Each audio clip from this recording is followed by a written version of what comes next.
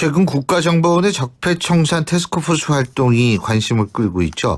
특히 이명박 정부 시절에 국정원에서 이른바 민간인 댓글 부대를 운영했다는 발표가 있은 후에 정치권에서는 이 기회에 적폐청산을 확실히 해야 된다. 아니다. 이거는 정치보복이다. 이런 공방이 오가는 상황인데요. 나 역시 피해자다. 이렇게 나선 분이 계십니다. 바로 여러분이 잘 아시는 이재명 성남시장인데요. 전화 연결해서 입장 직접 들어보겠습니다. 시장님 안녕하십니까? 네, 안녕하세요. 이재명입니다. 요새 예능 프로그램에서 자주 봬요. 네? 그렇군요. 네. 아니 근데 예능 프로그램 나가시니까 본인은 어떤 생각이 드세요? 뭐 저한테는 기회 요인일 수도 있죠. 국민들 입장에서는 정치인이 실제로 저렇게 사는구나, 그냥 보통 사람이구나 이렇게 생각하는 면도 있을 것 같고요. 네. 또 저희 입장에서는 일면만 또 제가 또는 공격적 요소를 가진 사람이어서 뭐 이렇게 너무 그런 거를 누그러뜨릴 수 그런 있다. 점들을 조금 해소하고 실제 있는 모습대로 보여줄 수 있는 뭐 그런 좀 좋은 점이 있는 것 같습니다. 예. 아니 뭐 사람들이 사모님 칭찬도 많이 하더라고요. 저보고 집에서 먼저 경선하고 나오라고 이런 얘기하고 그럽니다. 그죠. 네. 네. 자, 감사합니다. 근데 이재명 시장께서 나 역시 피해자다 이런 네네. 말씀이시다. 어떤 내용입니까 이게? 뭐 대체적으로 저희에 대해서 부정적 이미지를 가진 국민들이 아는 얘기라고 하는 게 이제 종북, 또 뭐 가족한테 욕했다는 폐륜, 또 뭐 논문 표절 뭐 이런 거였는데요. 네. 이게 2012년부터 시작된 일이었고, 예. 네, 여기 이 종북, 폐륜, 뭐 표절 이런 얘기 배후에 전부 국정원이 실제로 끼어 있었습니다. 구체적인 증거가 있으세요? 물론 있죠. 첫째로 이게 시작된 것이 2012년이었는데 네. 그때 당시 통진당 수사가 시작된 시점이었는데요. 저희 가족한테 국정원 직원 김 과장이라는 친구가 이제 접근을 해가지고 예. 가족 분란을 만들어냈죠. 저희 형님한테 이재명이 간첩 30명하고 9월 말까지 구속된다. 뭐 간첩이다. 뭐 이렇게 얘기를 하는 거죠. 그러니까 우리 형님은 그 말을 100% 믿고 이제 국정원에 계속 출입하고 이러면서 저를 이제 정북 시장이다, 북한을 추종하는 시장이다 이런 식으로 대대적인 공개적 공격을 시작해서 집안 분란이 생겨나서 결국은 뭐 아주 안 좋은 일이 벌어졌죠. 그게 또 뭐 대대적으로 문제됐고요. 또 하나 이게 뭐 종북 폐륜 뭐 시작이 됐던 겁니다.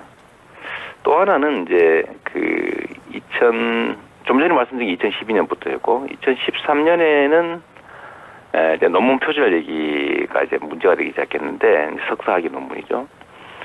그 석사학위 논문을 가지고 국정원에 이제 그 사람은 제가 이름을 압니다. 김 XX라고 하는 이 국정원 직원이 이제 해당 대학에 가가지고 이 논문 표절 이거 문제를 왜 해결을 안 하냐, 빨리 취소해라 뭐 이런 취지 압력을 가했고요. 근데 그건 뭐 녹음도 돼 있죠. 근데 그 후에 제가 최근에 제가 이제 뭐 이거 별로 문제 없는 논문이다라는 최종 통보를 받았는데 대학에서 그 사이에 제가 하나 또 새롭게 알아낸 사실이 뭐냐면 이 해당 대학에서 회의록, 뭐 학칙 이런 것들을 막 조작을 했더라고요. 조작을 해서 예.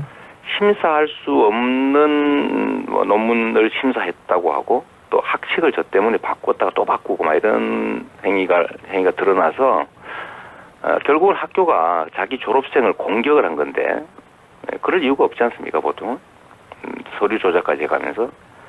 그래서 요거를 제가 공개적으로 곧 문제 삼을 생각인데 요거를 보면 해당 대학이 국정원의 압력 때문에 어쩔 수 없이 강요받았던 정황이죠.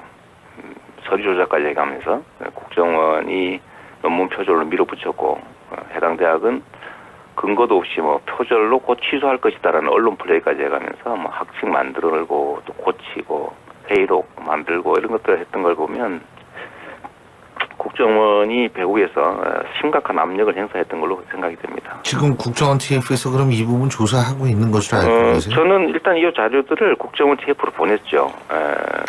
뭐 국정원 TF에서 판단할 텐데 조사해야죠. 있을 수 없는 일 아닙니까? 근데 여기 좀 근본적인 뿌리를 보면 2011년 정도에 청와대가 성남시를 석 달간 내사하고 뭐 40쪽짜리 보고서를 만들어서 당시에 임태희 비서실장이 이명박 대통령한테 직접 직보했다라는 그런 보도가 있어요. 근데 그걸로 보면 그때부터 이게 기획돼서 뭐 체계적으로 계속됐던 것 같습니다. 근데 이제 이거는 여론 조작이 아니라 정치인 이 사찰 압력이죠, 그죠? 사찰 뭐 정치 공작이죠. 정치 공작, 그죠? 선거 개입 정치 공작이에요. 그 이명박 전 대통령에 대한 수사가 있을 수밖에 없다고 보십니까? 당연히 해야죠. 저는 뭐 4대강 예를 들면 각종 법령까지 어겨가면서 막 밀어붙였던 저는 그 거의 국고손실죄에 해당된다고 보고요. 그 외에도 예를 들면 제2롯데월드 이거 직권남용죄에 해당됩니다. 뭐 제가 그 당에 있을 때 한 10년 가까이 전이지만 그때도 뭐 매우 자주 많이 지적했던 거죠. 어떻게 공항 할주로를 바꿔가면서 건축을 내줄 수가 있습니까? 그런 거라든지 이 터무니없는 자원외교 이런 실상들을 다 조사를 꼭 해야 되고 특히 뭐 대통령 재임 시에는 공수처가 중단이 되니까 지금 한 4, 5년밖에 안 지난 거라서 거의 모든 범죄 행위에 대해서 다 처벌할 수 있습니다. 그래서 반드시 해야죠. 근데 이게 지금 이 야당 쪽에서는 정치적 의도가 의심된다. 적폐청산이라는 이름의 정치 보복이다. 이런 얘기를 하고 있는데요. 이게 합리적인 사회라면요. 죄를 지으면 합당한 벌을 받는 게 맞는 거죠. 그리고 이게 원래 권력과 책임은 같은 크기인 거예요. 그러니까 권력이 많으면 책임이 더 커지는 거죠. 근데 우리나라는 이 권력이 크면 책임이 적어지는 방향으로 지금까지 나라가 운영되어 왔습니다. 이제 좀 더 저발전 국가인 거죠. 그걸 이제 정치보복이라는 이름으로 합리화했던 거예요. 근데 진짜 정치보복은 없는 죄 만들어서 덮어 씌우는 것 같은 걸 말하는 거죠. 예를 들면 뭐 김대중 대통령 감처벌을 못하든지 이런 것들을 말하는 거고, 지은 죄에 대해서 합당한 처벌을 가하는 거는 그건 뭐 상식을 회복하는 거지 정의를 구현하는 거지 그게 어떻게 정치보복일 수 있겠어요. 그런 정치보복은 그게 진짜 정치보복이라 불린다면 뭐 그 당연히 해야 되는 일인 거죠. 예. 네네. 제가 이거 좀 여쭤보고 싶은데 다음 주면 이제 문재인 정부 출범 100일이 되는데 한때 경쟁 후보였던 입장에서 문재인 정부한테 몇 점이나 주고 싶으세요? 뭐 잘하고 계시죠. 뭐 제가 뭐 채점하는 사람 아니어서 점수적인 좀 그렇고. 아니 잘한 일도 있고 못한 일은 없다고 보세요? 뭐 어려움에 봉착하고 있긴 한데 일단은 최선을 다하고 있다고 보여지고요. 나름 적폐청산이라든지 이런 문제에 대한 성과를 내고 있고. 예. 지금 어려운 점이라면 이제 대외 관계, 특히 남북 관계일 텐데, 그거는 뭐 전임 정부에서 워낙 엉망으로 좀 복잡하게 꼬여 있기 때문에 어쩔 수 없는 측면이 있는 거죠. 뭐 최선을 다하고 있다고 생각합니다. 근데 어제 발표한 건강보험 개혁안 이 비급여 부분을 확 줄이는 거 이 부분은 어떻게 보세요? 이쪽에 관심 많으시잖아요, 우리 이씨는. 제가 아직 그 내용을 잘 못 봤네요. 미안합니다. 예. 아니 그러니까 2022년까지 본인 부담을 거의 그러니까 돈이 없어서 치료를 못 받는 일을 없게 하겠다. 건강보험. 이 부분은 어떻게 보세요? 2022년까지. 지금 내용을 잘 정확히 몰라서 좀 알고 말씀드리도록 하겠습니다. 예. 네네. 그것도 어떤 의미로 제가 이거 받아들여야 될지 모르겠네요. 아니 지금 제가 내용을 정확히 몰라요. 예, 네네. 그렇군요. 모르고 얘기하는 건 좀 문제여서. 네. 그리고요, 정부의 슈퍼리치 증세안에 대해서 논란이 있었죠. 그죠? 근데 이게 결국은 뭐냐면 서민 증세까지 이어질 것이다. 이런 주장이 있는데 이거는 뭐라고 보세요? 저는 뭐 이런 문제는 확고하죠. 지금 우리 경제의 어려움은 격차 때문이다. 지나치게 자원과 이익이 특정 계층한테 쏠려 있으니까 이제 효율을 발휘하지 못하고 저성장 국면으로 접어드는 거죠. 해결하는 방법은 이제 기회, 경쟁, 그다음에 결과 배분이 공정해지는 거고요. 그 방법 중에 하나가 증세를 통해서 국가 재원을 늘리고 복지를 확대함으로써 불평등을 해소하는 과정입니다. 그러니까 증세와 복지 확대. 이건 모든 국민이 동의하지 않습니까? 하다못해 새누리당, 자유한국당도 동의하는 부분일 텐데. 문제는 세금을 깎자는 것도 역시 서민을 도움을 주자 이런 취지일 거예요. 그러면 뭐 서로 합쳐할 수 있는 게 있는 거죠. 예, 알겠습니다. 서민 감세하는 만큼 예. 이제 부자 슈퍼리치 증세를 더하는 걸로 타협하면 되겠죠. 알겠습니다. 30명하고 9월 말까지 구속된다. 뭐 간첩이다. 뭐 이렇게 얘기를 하는 거죠. 그러니까 우리 형님은 그 말을 100% 믿고 이제 국정원에 계속 출입하고 이러면서 저를 이제 정북 시장이다.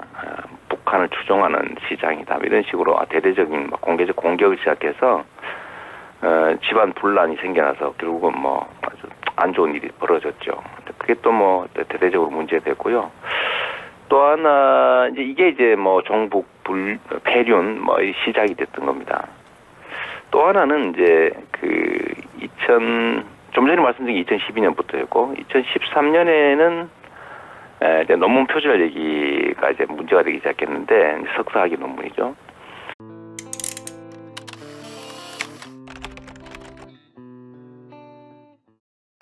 최근 국가정보원의 적폐청산 태스크포스 활동이 관심을 끌고 있죠. 특히 이명박 정부 시절에 국정원에서 이른바 민간인 댓글 부대를 운영했다는 발표가 있은 후에 정치권에서는 이 기회에 적폐청산을 확실히 해야 된다. 아니다.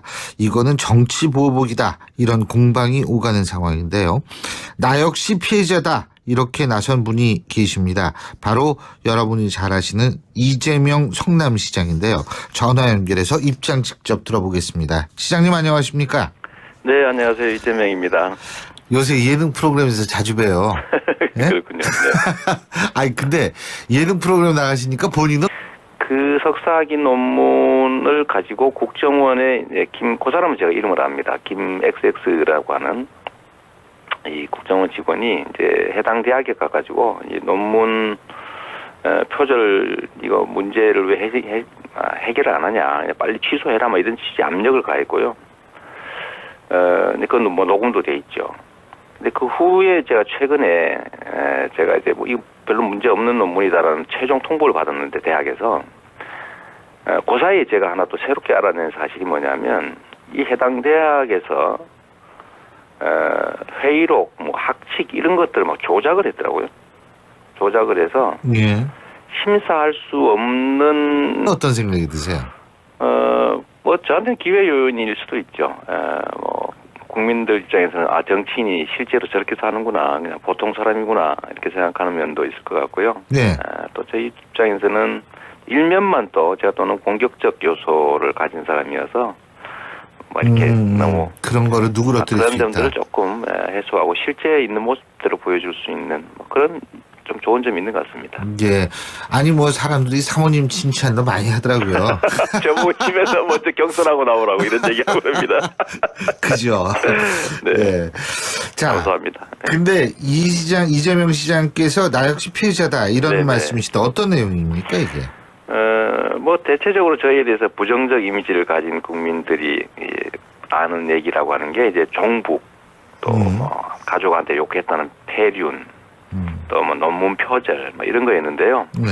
이게 2012년부터 시작된 일이었고, 예. 네, 여기 이 종북 폐륜 뭐 표절 이런 얘기 배후에 전부 국정원이 실제로 끼어 있었습니다. 구체적인 증거가 있으세요? 물론 있죠. 첫째로 이게 시작된 것이 2012년이었는데 네. 그때 당시 통진당 수사가 시작된 시점이었는데요. 저희 가족한테 국정원 직원 김 과장이라는 친구가 이제 접근을 해가지고 예. 가족 분란을 만들어냈죠.